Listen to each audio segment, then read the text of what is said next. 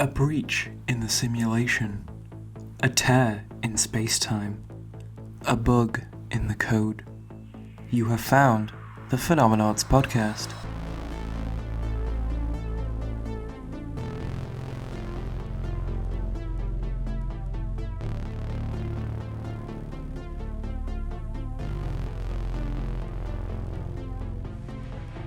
Welcome, you shambling mass of cellular conglomerations. You have tuned into the Phenomenauts podcast, where we look at the weird, wonderful, and mysterious happenstances of this and other universes.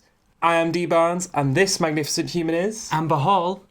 We are your new hosts. Don't forget, we're everywhere. Walls, ceilings, Spotify, iTunes, YouTube, and Transistor. Maybe even the washing machine, who knows. So please, give us a like, follow, share, comment, download, whatever floats your cactus. We just love it when you folks get in touch, and it really does help us out. Didn't know cacti floated. I mean, Cactuses? I don't actually know if they do, but I would assume they did. They're full of water, right? No, that would mean they want to research there. And plus, like, the pot, like, if it's a potted cactus, yes. Like, I feel like that would float. I don't know, something about cactuses makes me think float. Cacti. I remember reading in a book they had flying cactuses that were full of like helium gas, so they just float around, and that's where they live in the sky. Well, that sounds horrifying. Yep, prickly, spiky boys just floating around. Sky mace. Sky base.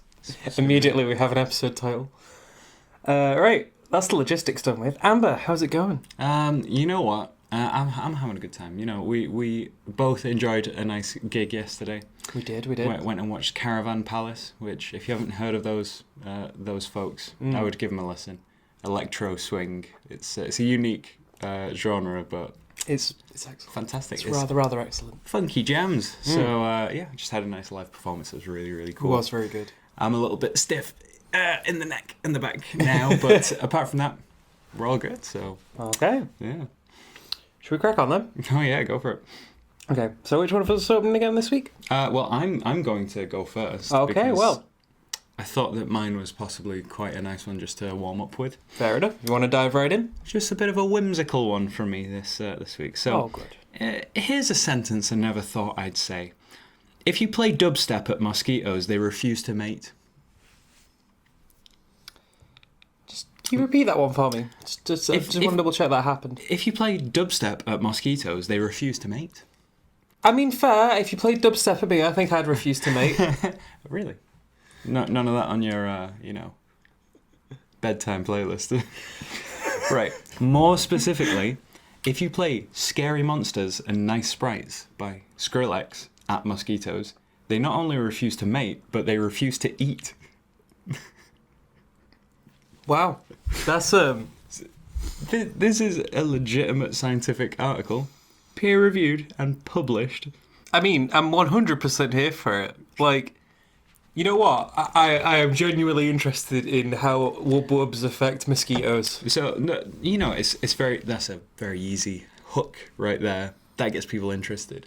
But as we'll break down into the science, I think it's quite interesting. And it does roughly relate to some of the things that we've talked about. Is it linked into trying to, deter mosquitoes? Because that's quite a problem that, humanity still faces. So this is one of the things that they sort of advise at the end. They go, look, we've got some research going here. There could be ways that you can make mosquitoes go away. Mosquito repellent that's just a certain sound wave that possibly even humans couldn't hear. So then it wouldn't even, be a problem for noise pollution.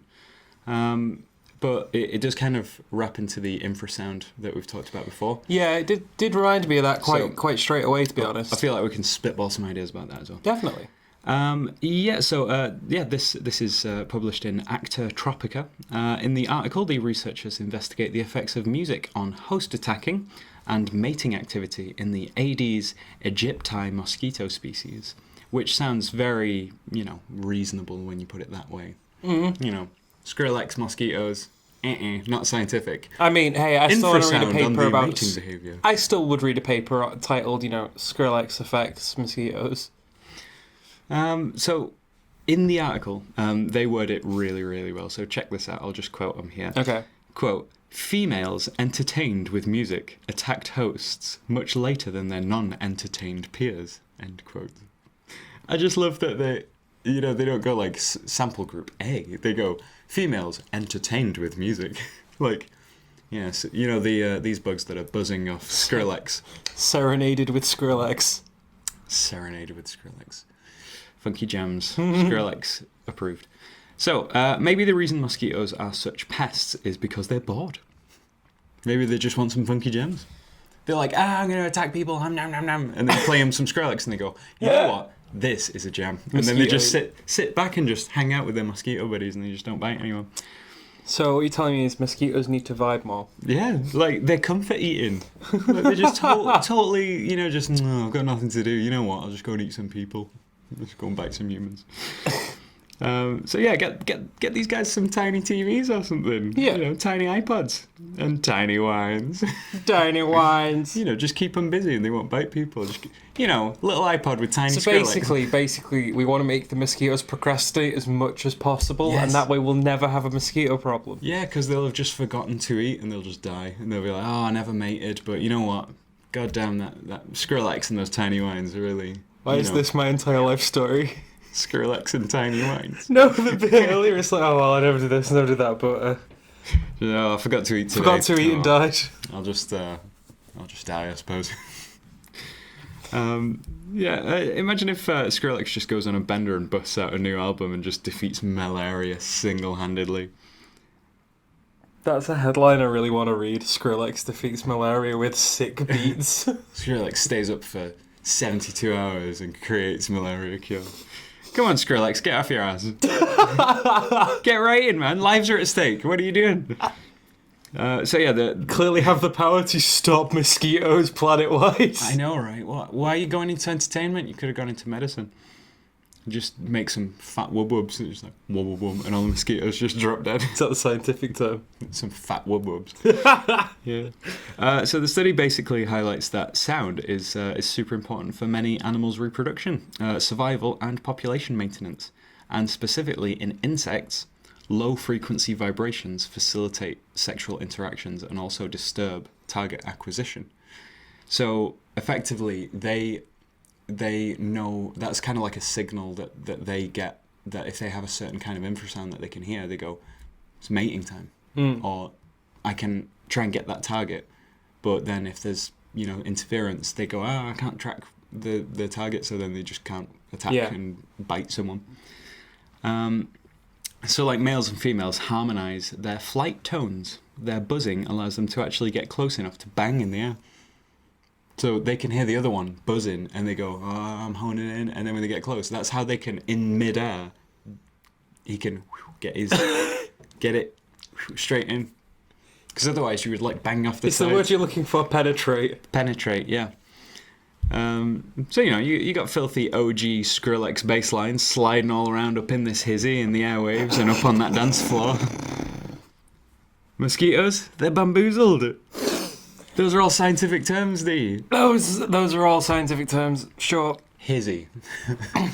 We located 3 mosquitoes in the hizzy. Methods. Hizzy. The hizzy was a small Perspex box in the lab. Jesus Christ. In the airwaves and all up on that dance floor. So I suppose when we're selecting what music to play, you probably go through the obvious choices. Mozart, Beethoven, Chopin, Skrillex, Tchaikovsky. There's just so many great options. Which one do we select for a scientific article? Like Skrillex. Pick the wub person. Yeah, just like, I'm sure they did it just because they went, right, if we pick Skrillex, it'll make headlines. We'll get a lot of attention. We're possibly going to be funded more likely, or perhaps. They get paid money for doing interviews and things. I don't know. But I suppose when you're selecting whatever music you want to play, like whatever you pick is probably going to make for a weird experiment, isn't it? Yeah, I guess so. It's like, if I'd be having the same reaction if you turned and said, mosquitoes stop mating to the sound of Dolly Parton. Yeah. Or like Lady Gaga, or or even if it was like Requiem for a Dream. I'm like, what are you doing? Caravan Palace. The Halo theme tune. I don't know. Just anything. Literally anything. Right? Yeah, it's infrasound is one that always sounds very like whimsical, but actually there's a lot to it. The fact that it's the infrasound of a song that we know, is what makes it weird. Do you think there would be a song that you wouldn't find weird to be played at banging mosquitoes?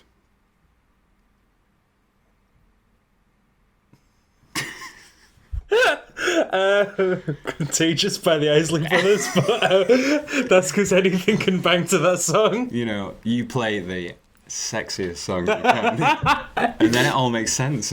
It's like, well, of course you would play a sexy song at the mosquitoes banging. That's totally fine.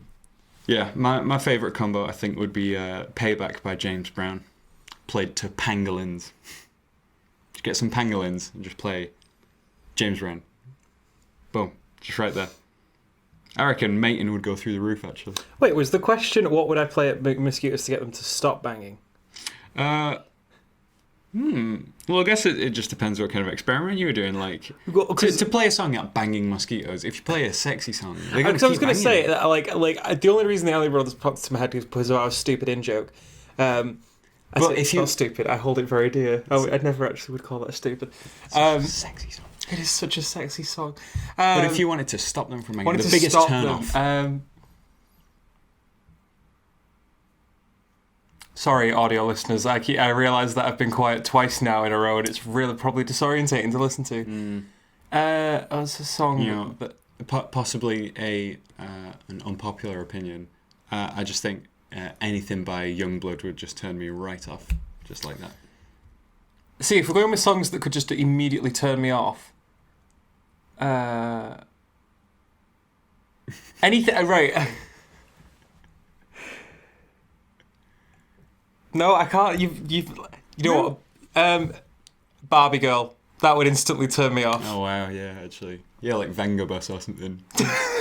Wonderwall. Oh, no. As soon as you hear it, it's starting. I'd just be like, nah. The minute those opening bars play, and you're just like, oh, I'm sorry, I'm not in the mood. Oh god. I've put a note here that I just want to make sure everyone's paying attention for. I guess you could call electronic music catered to mosquitoes' bedrooms Bugstep. Oh,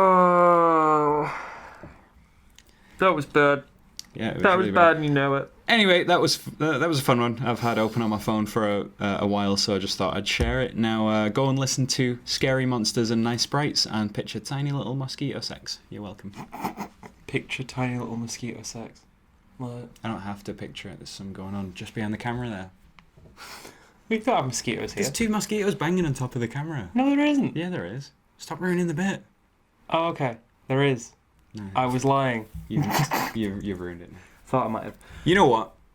Whimsical away. I hear that Whimsy away! Whimsy away!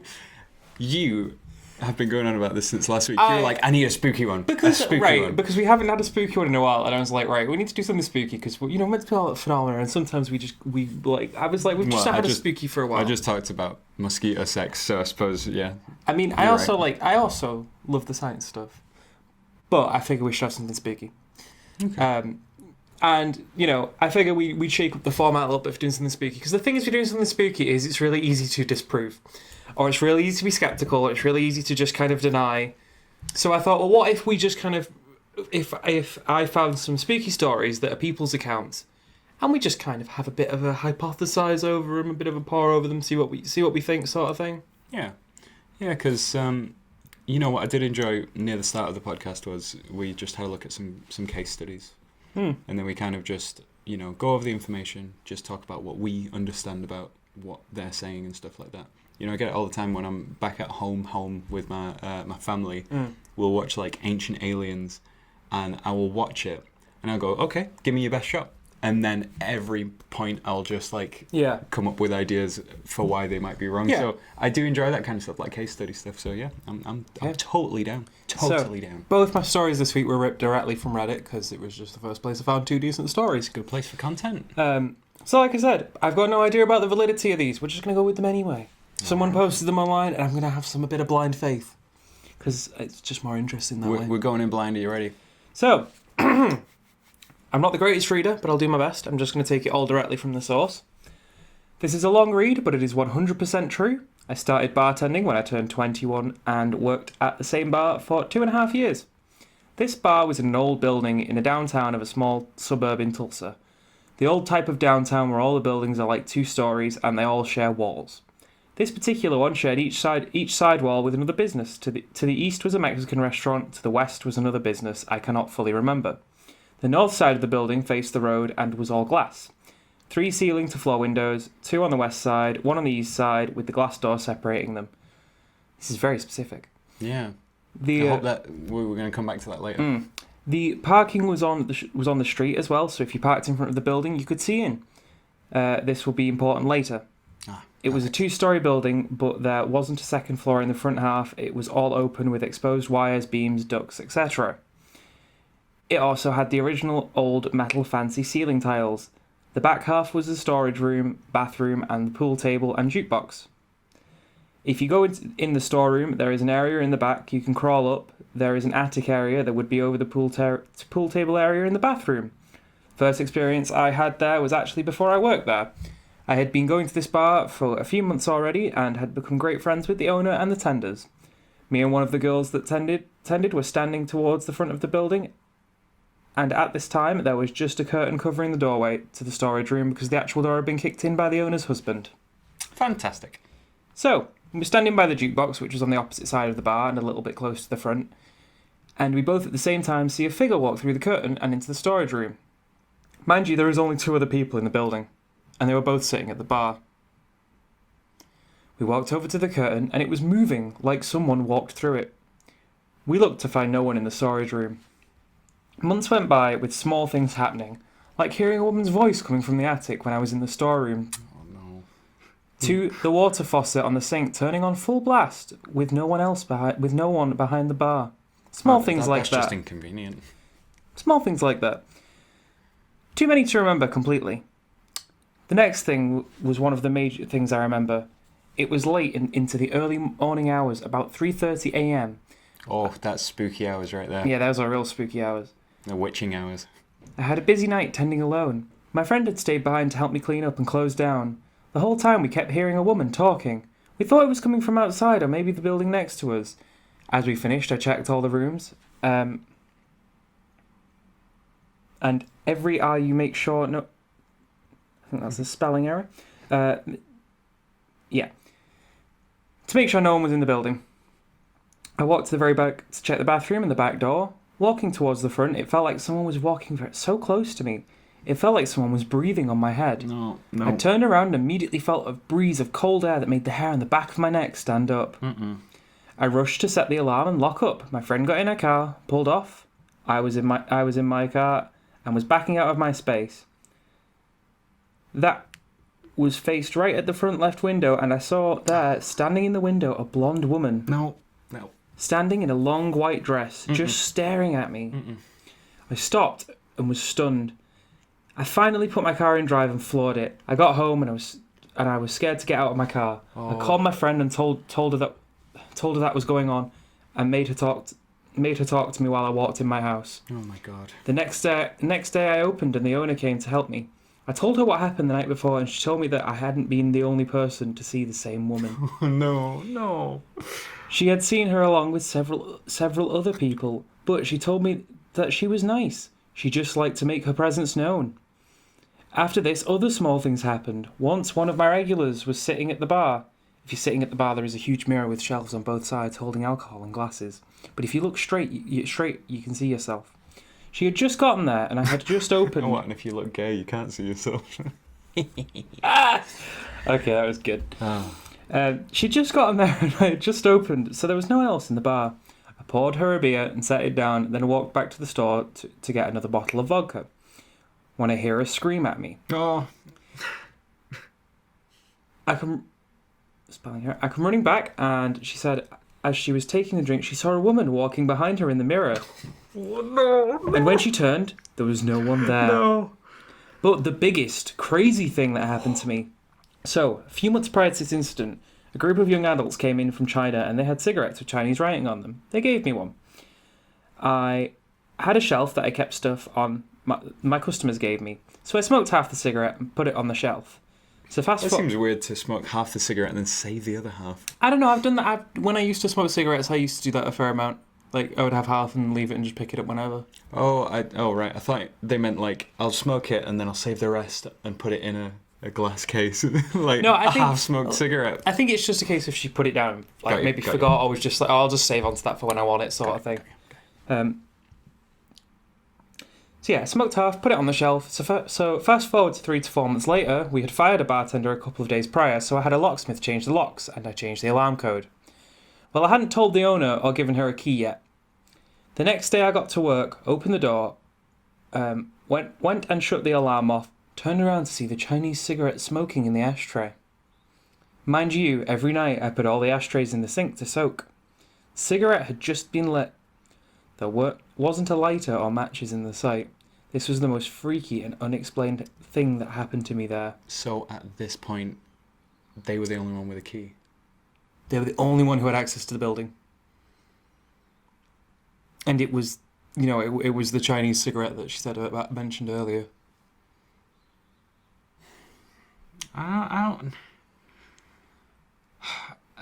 guess initially I always think, what if you were mistaken? What if you're just mistaken? When it comes to people seeing things, 3:30 that just is happens. quite late. Well, When you are tired, a lot of the time you don't realise you're even getting delirious until you're really delirious, and then only really afterwards, once you've slept, do you realise, oh man, I was a bit delirious. Ooh. yeah, I had it. I think it might have been yesterday after going home after that gig. My hair's kind of like hanging down in front of my face a bit, and it might cross. Sometimes when you get fence pieces that just don't line up. So they seem to make a bigger pattern than what they actually are. So like, say if you're like walking past, you see this kind of like light go. Yeah. And you could swear that it's something moving in the corner of your vision, and then you like move a bit and you go, all right, it's just the fence over there. Yeah.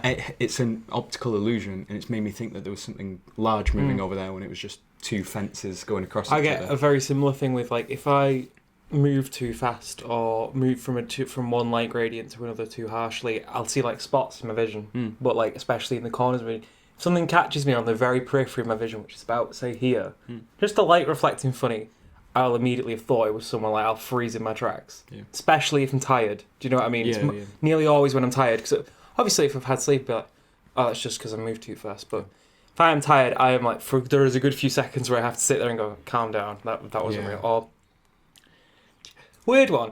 Do you ever get it when you go into bed and it's nighttime, your house is dark? I'll get it in this place a fair amount because I'm going up 2 flights of stairs, and you just get that weird feeling that you just kind of, because it's dark and atmospheric, you just think of something spooky and you're like, yeah, and you're like, you don't really I can spook myself so easily. You didn't really have the thought to think anything spooky. It's just that the atmospheric's lined up and it kind of prompted your brain to think of something spooky. I get it going. You know what? I'll be honest. I get it up the stairs. Like, so occasionally, I'll just think of like Slender Man or something. Oh, yeah. And then it's like, cool.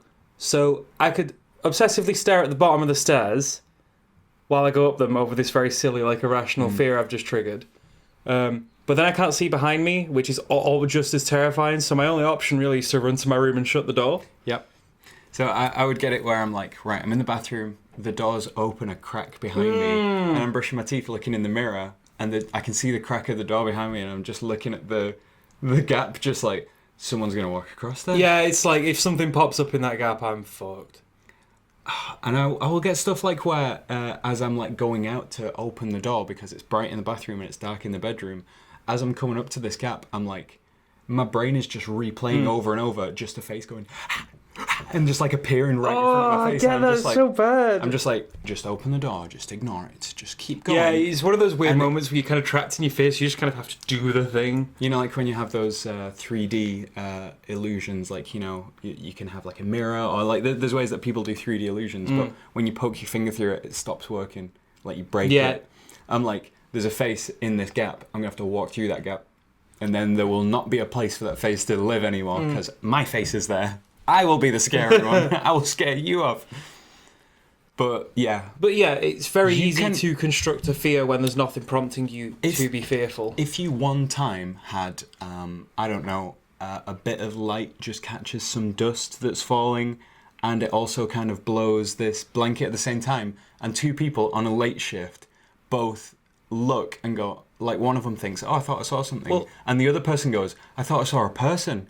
And they turn to the other person and say, Well, I thought I this saw a is the person. And other they go, thing. yeah, it could have been a person. Well, and then they just like, it's a I can't person. remember the name of the phenomenon. We have mentioned it before. We're predisposed to look for faces and human shapes. I know which word you're talking about. It's kind of hardwired into us because I think it's to look for threats. Yeah. Basically, it's why we will always try and look for, I think, humans in stuff. When you're in the dark, say if you're on watch and there's a forest, and they're really, before like modern times, there could be anything: wolves, tigers, bears, anything, snakes, other people who want to kill you, and you're sat there looking, and your brain's just gone into overdrive, going, "Is that it? Is that? And it's the same with sleep paralysis as well. The reason why you see entities is because that same part of your brain goes, "I can't move," and then just kicks into overdrive and goes, "There must be a threat nearby. I'm in danger." And then shadows turn into people, and all this stuff, like you feel a weight on your chest, and all of a sudden you hallucinate something sat on your chest and things like that. Yep. And they're not there, but you can have that when that part of your brain lights up. 100%. So I never put it past what the brain can conjure in and of itself. They're really spooky, but I similarly, I've been spooked in my current house. Yeah. And it's for no reason at all, and I don't give it any weight. I could tell you the things that I have thought have been scary. This is the thing. It's like the more you entertain something scary, the more you reinforce it in a lot of ways, because fear is a very driving emotion, I would say. It's almost like, I could tell you things that I've experienced, but I never say, well, it was a ghost.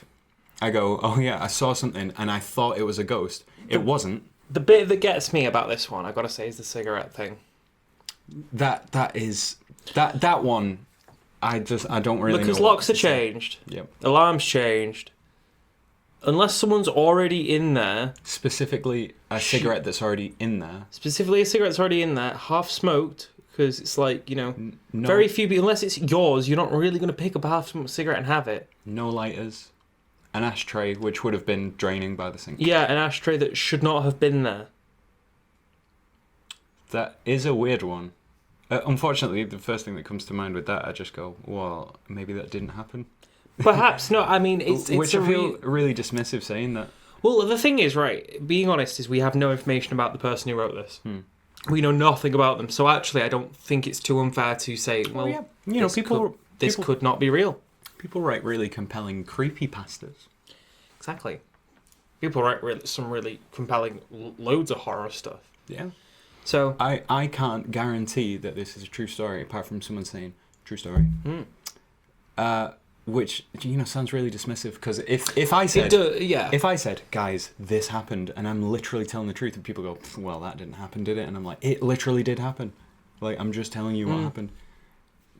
That's the problem, though. I don't know. Yeah, it's like the only possible conclusion we could draw is that bit didn't happen, but someone said it happened. So it's like, well, who really knows on that one? Like, I can't come to any rational conclusion as to what would have happened there. So my only source is to look at irrational conclusions. What if it's just like a vagrant living in the attic? I did think this did cross my mind, but even then, there have been cases of people, unbeknownst to the living in places and then they never find out, and people think it's a haunting and stuff like that. But it just seems very odd for it to be. I suppose if that was the bit that gets me is the cigarette was sat there for a couple of months. Yeah. I mean, in any case, that's weird for it to then be found lit after a few months. If it was someone staying in the building, they just go, I'm going to light this up. Oh, God, it's almost opening time. And just runs away. Yeah. I thought it was a mad one, though. It did certainly have It certainly spooked me. All those ones where it's like, I could hear someone speaking from the attic. This is the thing, because it's very, it sounds awful to say, but mundane. It's very believable. It's very real. So I thought it was... Because it's not crazy. It's not like... say poltergeist stories are always a little bit more harder to stomach. Out there, yeah. Because it's like, well, I was sat watching TV and I was just thrown out the window, and I'm like, I was just... Were you throwing out the window? Okay. I understand you have another story, though. I did bring us one more, yes. Then let's go for it. I like that. I'm getting a little bit spooky now. Yeah. So, again, taken straight from my source, which was Reddit. r/ghost stories. So, in fact, I'm just going to take a... Vamp for me. I'm just going to take a sip of my drink before I go ahead. You know, I've been enjoying... Actually, I've got a really good section for things that I've enjoyed this week, and it's going to tie in quite nicely with this. So Brilliant. I'll just have to remember that. Okay, thank you. So, a few years ago, I was working... This is, again, just quoted straight from... a few years ago, I was working with my brother-in-law. He owned a carpet cleaning business, and I was out of a job, and so I ended up going to work with him for a while. That is pretty spooky. One day we turned up at this big old house perched on a steep hill made from old granite brick that was weathered and dark. Oh, I know where this is going. There is going to be an image. The big spooky And Amber, hills. you can see the image on the handy computer here. Suitably spooky. It's quite a spooky, like, pub, hotel kind of building. For everyone who's just listening, just think of a really spooky looking house. They're perfect. Brilliant. You've done a good job. Right. So, the place looked a bit imposing from the path below where I was standing, but didn't think much of it at the time. After all, we visited lots of houses daily, old and new, large and small. I'd never been in one that gave me any sort of ghostly scare. After going to some houses and meeting some oddball owners, it was the living that worried me. However, it was clear, just looking at this particular house from the outside, that looked like it had a lot of people come and go through the years, was steeped in history and had a certain aura about it. I don't know how I think about people describing things as having a certain aura. But carry on. In more recent times, it was now subdivided into a few separate houses. We climbed the hill, knocked on the door, and were greeted by a lady and her young son who was off school for the end-of-term holidays, and then shown inside to the kitchen. That still retained lots of its original features and character. A real wood fire set into a chimney breast, a wood-burning cooking stove, granite-tiled floor, farmhouse-style furniture, and lots of exposed original oak beams and brick. Oh, very quaint. Exactly. The job was for the upstairs of the house, so we took a quick look at three or so bedrooms and the wraparound landing area that was to be cleaned, and then started lugging the heavy equipment from the van up the path to the top of the hill, and then up a flight of paved steps and into the kitchen. With multiple trips to and from the van, we were pretty exhausted, despite just starting the job. Oh, I'm just waiting for it to get spooky. Which element of this is the spooky bit? So, we had a quick rest while setting up the equipment. My brother-in-law engaged in the usual small talk with the owner, mainly about the weather, which was dire as usual for autumn in the northwest of England. Oh, northwest. That's where we're from. That's where we are. That's where we are right now. While I unpacked the various brushes and cleaning fluids that we would need for the job, things then started to get a bit weird. Conversation changed to the history of the house. The owner mentioned that they had recently brought in some archdichois from the church to bless the place and stop all of the weird bump in the night stuff that had been apparently happening to her. Was this just holy water or? Some archdiocese. Oh, diocese. Is it like or a cleansing you know what? Let's just incense Google or it. something? We got internet. Yeah, we got a computer. Archdiocese. I'm sure it's not pronounced that way, but wow, what? People. In governance, a diocese is the ecclesiastical district under the jurisdiction of a bishop. So they brought in. They brought in priests. They got someone to bless the place. Yeah. Okay. I'm like, what is that? Some kind of incense or holy water? Yeah. He's like, no, I'm a thing. I'm a being. So to bless the place and stop all of the weird bump in the night stuff that had apparently been happening to her son, and her husband, who was working at the time, over the past few years since they were moved in. We're going to need more priests. I'm not religious, so thinking of some bishop waving incense around and babbling to a non-existent spirit just made me laugh, which I tried to hide as best as possible as to not be rude to the customer. We were then informed not to be worried if anything odd happened to us, as things were just settling down following the visit from the clergy. Like that. Don't worry about it. It's just the tail end of the demons. Don't worry about it. The house has been exorcised. They're just on their way out the door. Yeah, if you see any demons rushing through, they're on their way out. Don't worry. Priests been around with the incense. All them demons be gone. That's all right. They can't stick because there's holy water everywhere. Oh, yes. We were also told that the spooks of the house didn't care much for noise or disturbance, which we would soon be creating plenty of with a vacuum carpet cleaning machine. That's it. Just drown out the quiet mumbling of the woman in the attic with your double Hoover. Both my brother-in-law and I, as I'm sure you may already be able to tell, are skeptics of anything paranormal. But the story she'd been telling us was interesting, and we listened, even if either of us didn't believe it. Thought she was a bit nuts. You know, I respect that. Be polite. Although I hate it when people put in their story, you know, I'm a skeptic.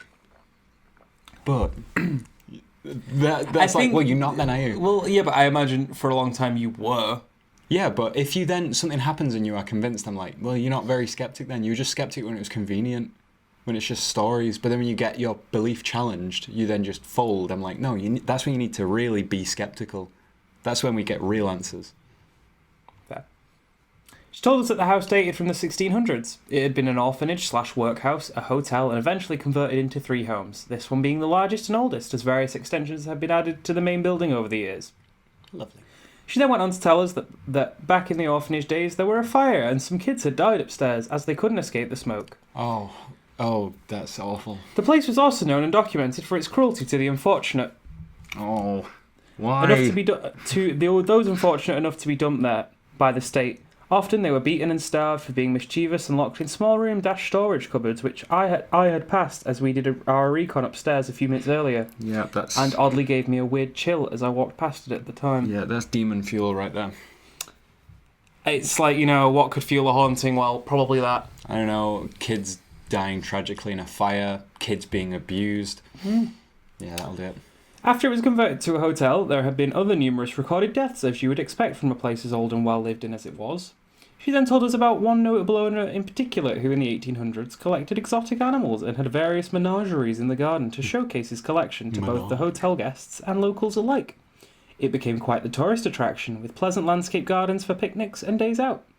A group of unfortunate builders that had been working on the place a few months before found out a little more firsthand about that part of its history. As they excavated the disused basement further out into the garden to turn it into a functional room for the family, the builders were subjected to objects being thrown at them, clothing getting tugged, or their skin touched or scratched by unseen hands. The final straw came when they excavated further outwards, only to be greeted by a small skeleton in the soil. The builders by this point had experienced quite enough and packed up, leaving the job half finished, never to return. Fair enough, though. Okay, yeah. Here you go. Well, I seem to be being attacked by a poltergeist. Oh, it's a little child skeleton. I'll be off now. I'm out. Goodbye. Don't worry about the price. We'll cover it. We'll cover it. The forensic unit of the police and coroner then had to be brought in too, as it was believed the skeleton could be that of a human baby. They look at the scientific results and they're like, it's conclusive. This is pretty spooky. As the forensic squad took over the digging, they unearthed more skeletons. Thankfully, rather than stumbling on some bizarre crime scene, it turned out that the skeletons were actually those of small monkeys, a favourite specimen of the Victorian hotel owner, and that when they died, he used that section of the garden to bury them in. The owner then went on to tell us that most of the ghosties haunting this place were child spirits and mostly benevolent or mischievous, at most, with a particular fascination for metal objects, although there were other more sinister older entities present too. Again, I took her story with a pinch of salt, all the while casting glances to my brother-in-law with a quizzical look on my face. She then mentioned more specific instances that had happened to her and her family. The incidents had such an impact on her husband in particular that he refused to stay at the house if he were alone. But she was fine to stay to a degree. She mentioned a few different hauntings where after putting the son to bed, voices whispering mum could be heard drifting from the stairs. Oh no. I think because it's kids, it's like more spooky. From the floor above repeatedly whilst the couple watched TV. On investigating, their son was fast asleep. Once they returned downstairs, the voices would start again. This would happen almost every night. No. Likewise, footsteps on the floor above were often heard. Furniture would slide across the floor, and there would be banging and clattering as items moved around the house. No. Still at this point, standing in the kitchen, prepping a spray bottle with spot cleaner, I'm thinking, yeah, whatever, in my head until she mentioned the next story, which gave me a bit of a chill. You ready? No. Do it. After waking up one morning, her husband went downstairs to find the house turned upside down, like it had been ransacked. Every single metal light switch and plug socket was unscrewed and hanging from the wall. The strangest thing of all, though, was that a solid, very heavy cast iron fire grate had been lifted off its open-ended hinge and dumped right in the middle of the living room, a good 2 meters away from where it should have been. Now, how many dead children does it take to move a fire grate? Jesus, Amber. With another job to get by 1 p.m, we started work and lugged the machine to the top of the stairs on its back wheels and set up the various pipes and hoses whilst applying the spot cleaning fluid to the areas that needed attention. The machine was positioned on the landing where nobody from downstairs could get past so that they weren't interrupted whilst working. My brother-in-law went off in one room to spray and scrub some tough stains while I sprayed some spots near the creepy cupboard from earlier, while fixing my hair in a dusty mirror that hung next to it. Once the pre-treatment was completed, we joked a bit about what we had been told by the owner, then said, if ghosts don't like loud noises, then they really won't like this. Sounds like hubris to me. I know, right? And flicked on the machine, which is deafening. That's when everything really started to take a turn for the weird. Oh, no. Taking turns with the cleaning one and standing next to each other to support the vacuum pipe, the first odd thing was a darting shadow a few minutes into the cleaning. The skylight above the landing area was completely cast into darkness for a fleeting second. We looked at each other. Did you see that? My brother-in-law gestured. Yeah, I nodded. With that, he promptly shut the machine down. We looked around puzzled and then looked at the skylight again. Maybe it was a bird. You know what? Maybe it was a bird. To put it simply, it would have had to have been a very big bird. Literally all of the daylight on the landing disappeared for the blink of an eye and was cast into relative darkness. With the next job of the day pressing, we carried on.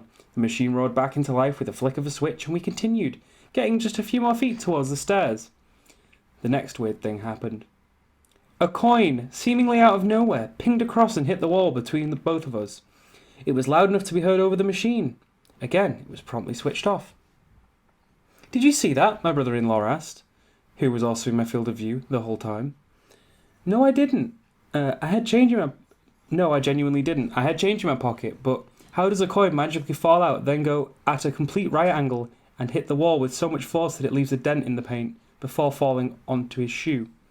By this point, we're both starting to get a little freaked out by the two events and the stories that we've been told downstairs. Maybe something odd was going on in this place. Maybe the stories were just getting to us. But the hairs had started to stand on end, and we both became very edgy as we stood alone on the landing trying to figure out what had just happened. Was it a practical joke being played on us by the owner or the kid, or both?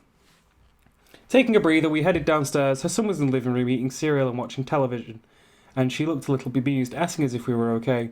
We let her know what had just happened, and the most chilling part I remember is that her 10-year-old son turned around, shrugged, and just said, "Yeah, that kind of thing happens every day," and his mum just laughed.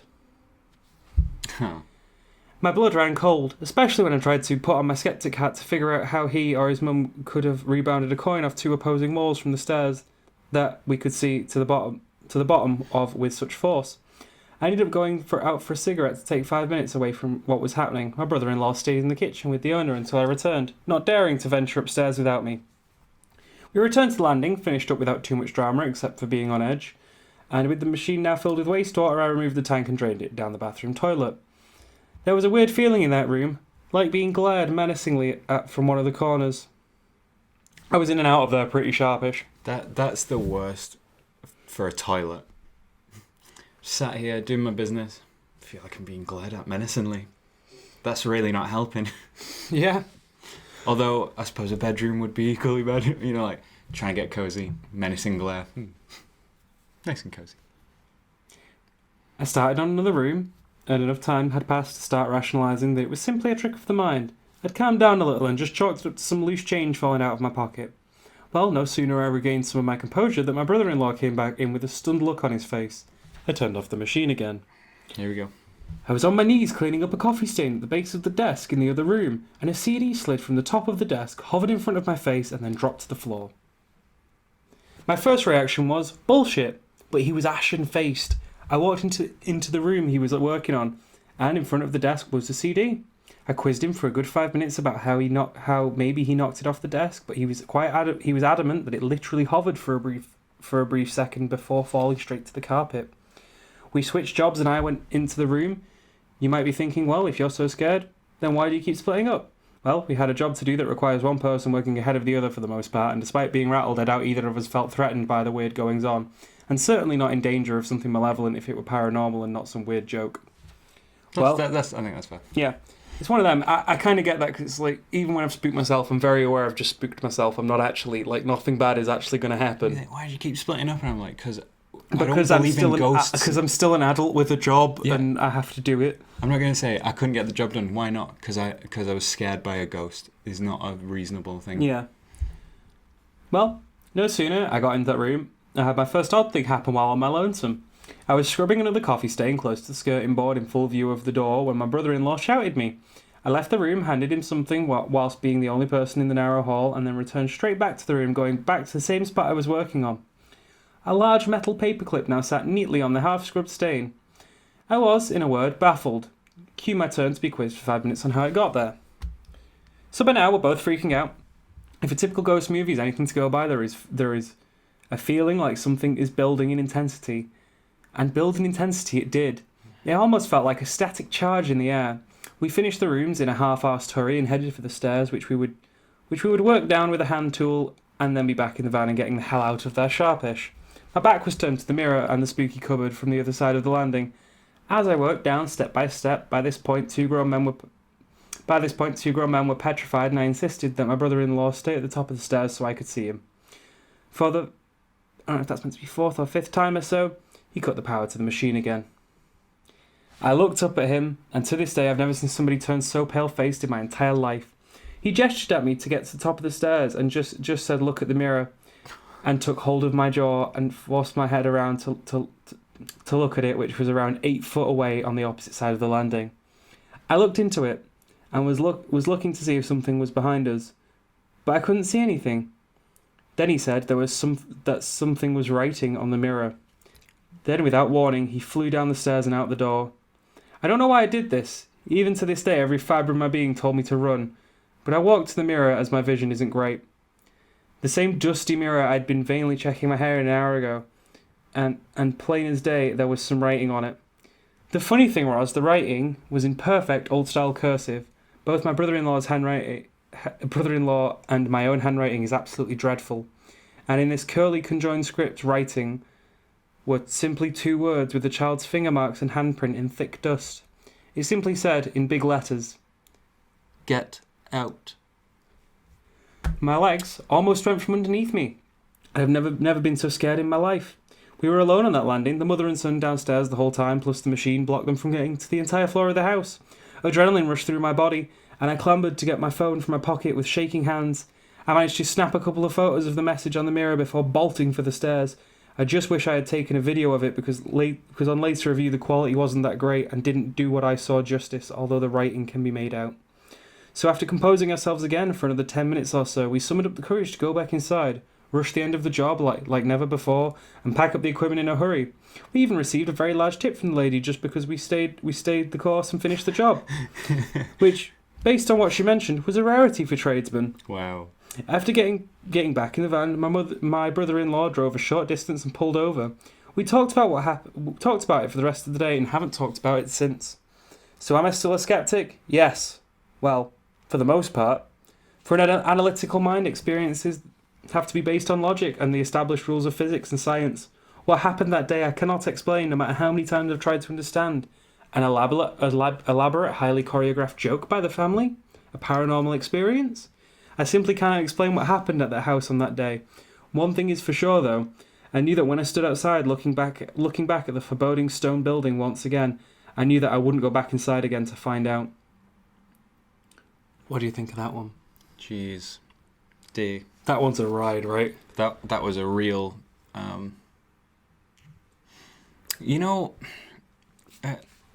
like the more kind of subtle some of the things become, I'm like, I can't say that that's not something that just happened by chance. I can't say that that's not something that just was a mistaken perception or something that possibly someone could have done as a joke. Yeah, this is the thing. There's a lot of little things with that one. So you've got so the ones that I would highlight is, so the mirror is one thing. The fact that neither of them would be, he doesn't seem to think that either of them could write in that kind of font. Yeah. Also, for anything to have just turned up on a mirror when you can both see each other and there's no one else there, it's probably fucking terrifying. Yeah. Like, the thought of that absolutely horrifies me. Yeah. You know, The fact that it's the same mirror he'd used earlier as well gets me, in a way. Yeah. Even the stuff like, you know, oh, I was doing cleaning in this room. No one else entered the room. And then I come back over to finish cleaning this stain. And there's a paperclip on top of that. How did that get there? That seems like a very innocuous thing, but I'm like, how did it get there? Yeah, because that's a genuine question. Because it's like, you know, even if there's quite a strong breeze, I don't think it would move a paperclip. And why, like, the CD is one, and like, I understand how a lot of people would read that and maybe say, well, his brother could have just been messing with him. Could have been spooked himself.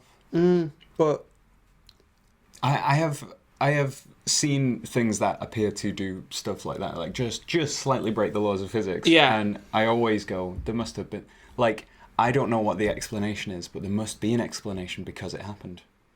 And usually that means that, because I don't subscribe to like this paranormal sort of stuff, I go, then it must be an actual scientific, you know, explanation, like the friction, or like, you know, there was just a certain way that the material pulled that, like, you know, something appeared to float just briefly, just long enough for you to maybe think that it had done.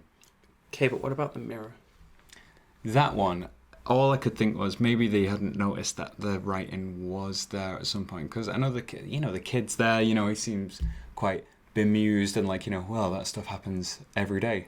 And I'm like, yeah, you know, I wouldn't put it past a kid to be playing a prank. Like the Enfield poltergeist was just the kids were basically playing a prank. Oh god, yeah, it was. So like, you do sometimes see, like, you can never really put anything past an intelligent design. So like, yeah, if someone wants to pull a prank on you, there's a lot of theatrics in this one. Like, I will say, having read it and the way it's written, almost seems very theatrical and dramatized. It reads more like a short story than an account in a lot of ways. You know, they went, let's wind back to these previous builders. They found skeletons. They went to the forensics. And you know, there's a lot of almost plot building that in an account maybe you wouldn't add, but maybe on the same token, when writing something, you would want to just give as much information as possible. So, but you know, I appreciate that when I want to hear something like this, I do appreciate that those kind of touches, because that's what makes it more enjoyable to actually hear as a story. Yeah, like, I'd be reluctant to say it was a work of fiction. It is just written very fictitiously, perhaps. They're certainly not embellishing, but they're really drawing attention to certain aspects, which I think you could use the word dramatizing, perhaps. Yeah. In a very fair way, in the sense that, you know, dramatizing is just to make something slightly more dramatic than it is to make it a bit more sensational. Because you could have put, oh, we went to clean carpets in this place, and a penny fell from like seemingly nowhere. There was a paperclip on the carpet, and then there's this. Someone had written "Get out" on the mirror. The penny bit did get me though. Like, it had to have gone with some force. It can't just have rolled out of a pocket. Kid, bottom of the stairs, slingshot, just fires a penny up there. But they could see to the bottom of the stairs. There was no one there. Bounces it off the wall. I don't know. Maybe this kid plays pranks on everyone who comes around. Fair. Then, you know, there's the skylight thing. That could have been anything. Right, the skylight thing I don't put stock in, because I used to live in a house with big skylights, and if a bird flew over them, yes, it did feel like the apocalypse was happening. Yeah. Like, a bird is only there for a brief second, but the perceptual change from lightness to very dark to very bright again is quite a lot and takes quite a while for you to adjust to. Can be quite jarring, yes. So I don't put a ton of stock in that one. Well, you can make your own mind up, I suppose. But yeah, that was our spooky stories for this week. I did enjoy that. It got me a proper spook, that one. I know, it got me a bit scared. Yeah. So on to our next and final segment of the evening. Stuff that we like if you haven't heard this segment before, because it's relatively newish, basically we both talk about something we've enjoyed between recording. Yeah.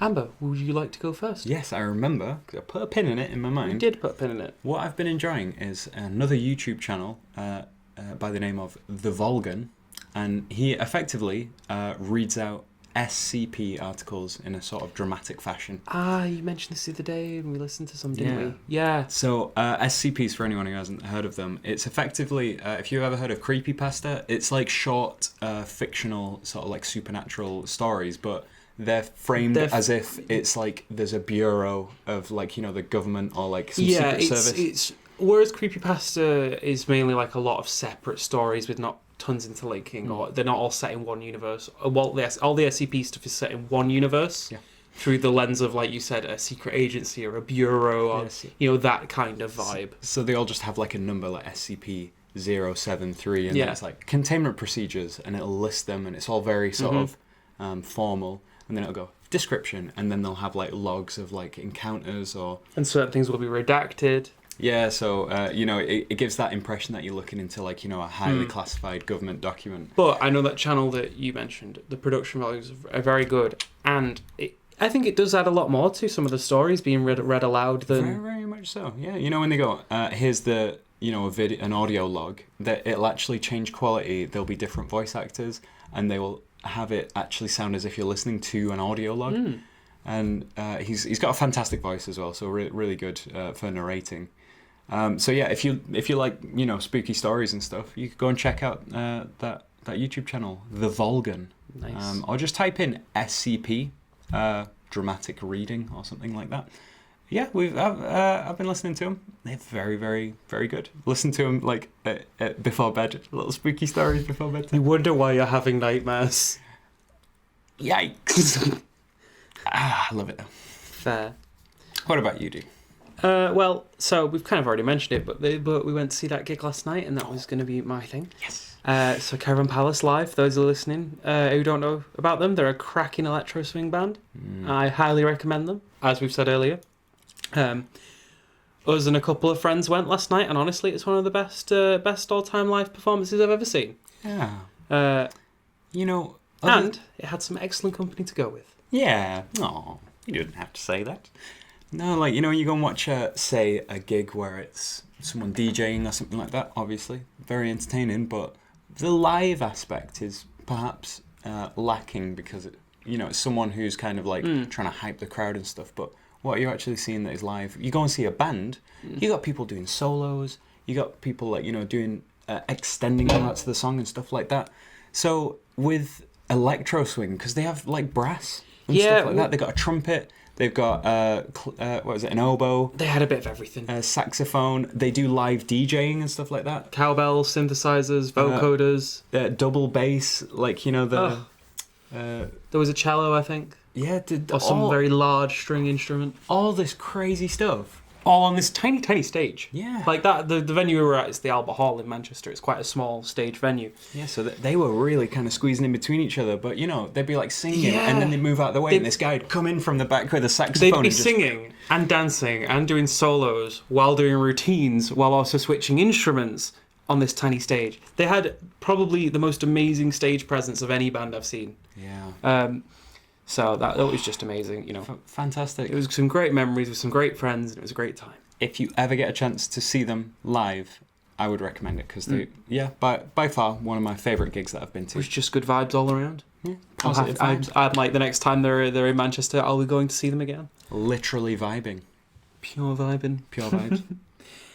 And unless you got anything to add with that, I think that's us this week. No, I'm done. I'm all spooked out. Well, thank you for tuning in, folks. Any topic suggestions or feedback, drop us a comment on YouTube or email us on phenomenautspodcast@gmail.com. I wish I didn't make those really obnoxious sounds when I get stuck on words because I'm just like like through the mic. But yeah, drop us a comment or email us on phenomenautspodcast@gmail.com. We can give you a shout out if you'd like. Peace out, folks, and stay tuned for more. Goodbye. Bye. Oh, wow. You know what? I'm thoroughly spooked. I know, I'm a bit scared. Like, I'm going to go do those pizzas, but would you mind coming downstairs with me while I put them in? Because I'm actually genuinely a little bit spooked. Okay, yes. Brilliant. Oh, worst Halloween ever. I'm so spooked. I'm so spooked. Got the heebie-jeebies.